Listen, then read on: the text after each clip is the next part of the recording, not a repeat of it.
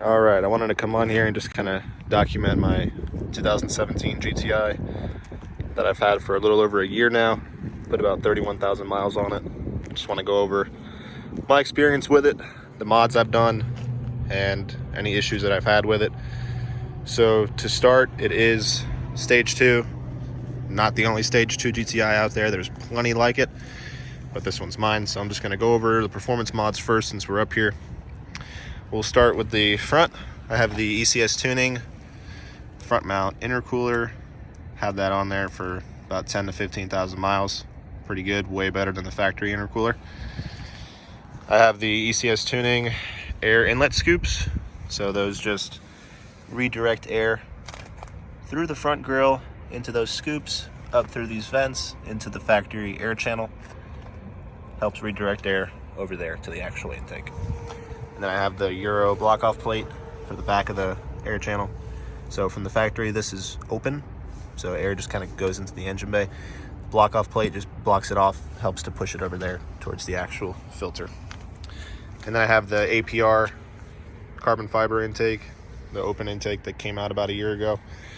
No issues with that. Sounds amazing, very easy to install. And then I have that mated up to the CTS turbo inlet pipe, as you can see there. Going through the turbo and out, we have the CTS 3.5-inch downpipe. That is catless, and that's paired up to an AWE track exhaust, the 3-inch. As you can see right there. I'll put some sound clips in here of the car. That's about it for power mods. I have the Boomba Racing short shift adapter down in there. You can kind of see it.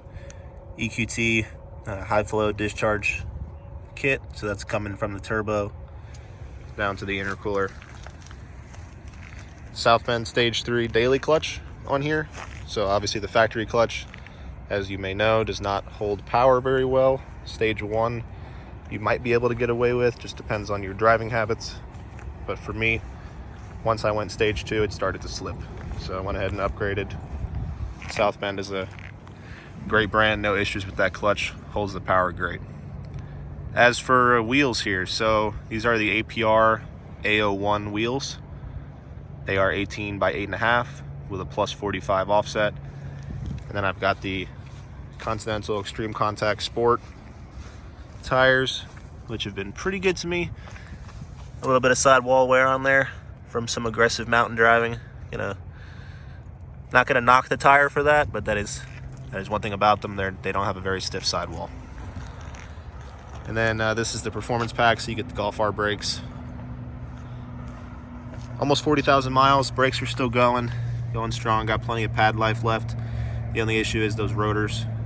They're time to be replaced. They are glazed over, kind of shot, not gonna lie. But the car still stops, so we're gonna upgrade those soon. It's not an urgent thing, but definitely gonna upgrade those. Exterior mods. So I got the black mirror caps right here. Got those on eBay, 30 bucks. Don't pay 200 bucks for the OEM Volkswagen ones. Those work just fine. I have the SRS Tech bumper flares around the fog lights there. So both sides. Those are pretty cool. Just add a little flare to the front end. Got the Aerofab V2 front splitter. Got that used on Facebook Marketplace. A little bit of a deal on it. Works good, looks good. Got the black badges with the white inlay, front and rear. On the back, so I got a couple things back here cosmetically. Got the strafe. I believe this is the V1 spoiler extension. Got it on Black Friday last year for like 80 bucks. Works good. Got the Euro tuning rear wiper delete. Pretty nice, just cleans up the rear end. Got the BMP tuning Mark 7.5 Golf R taillights. So these are replicas to the OEM Volkswagen taillights. So these are the Euro spec Mark 7.5 Golf R lights, LED, sequential turn signals. Huge upgrade from the factory lights. They look way better. I'll throw in some pics of those in this video. Black badge, as you can see there, with the white inlay. and then a custom license plate. I have 18% window tint on the sides and the back, and then 55% on the windshield with a little 5% strip at the top. For suspension, it is sitting on BC Racing BR coilovers, so just their standard coilover kit, nothing special. And I have a New Speed 25mm rear sway bar. So car handles great. Wish the springs were a little stiffer. Probably end up swapping those out for some Swift springs or just something with a stiffer spring rate. As for interior, not much done in here. Still factory shift knob, factory steering wheel, no seats in the car or anything. Factory leather seats. Would like to upgrade those in the future, but we'll see. I've got some GTI decals there to hide those warning labels. Got those from Badge Skins. And I've got the red GTI sticker for the steering wheel, also from Badge Skins. That's about it for the interior. So we'll talk about some issues that I've encountered along my way with this car. This car has secondary air injection. Secondary air injection is just a system that pumps fresh air into the exhaust stream on cold starts to reduce emissions and to heat up the cat a little bit faster.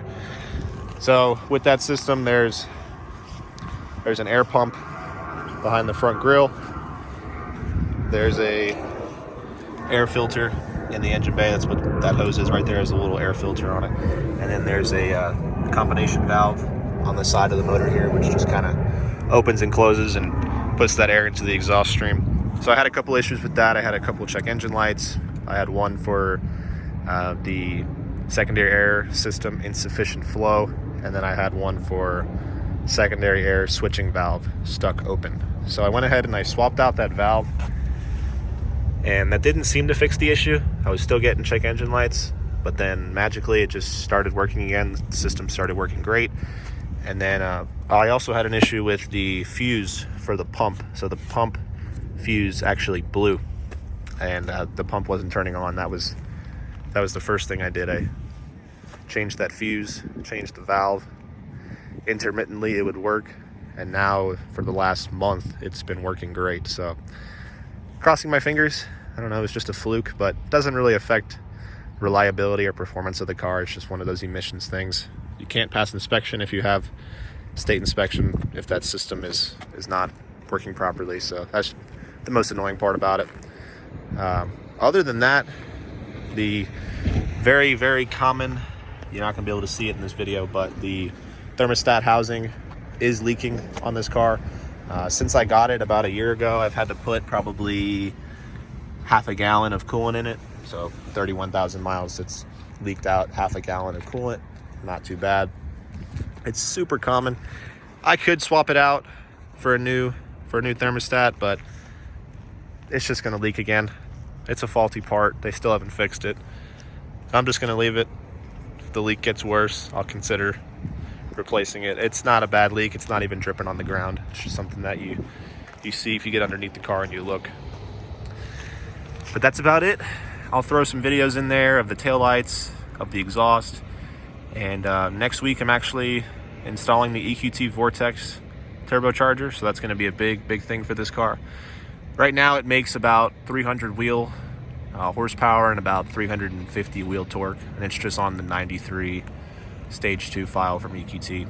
So with that Vortex, I'm hoping to get into the mid 400s for horsepower, and it'll be about mid 400s for torque as well. So should be pretty rowdy. I'll put up some videos of that once we get that turbo installed and once I get the tune complete. But I hope you enjoyed, and if you have any questions about the Mark 7 platform or any concerns, or if you're looking to buy one, feel free to comment. You can also follow me on Instagram at @DriveWithDrew. I've really enjoyed this platform so far, and I'm hoping to enjoy it for years to come. Thank you.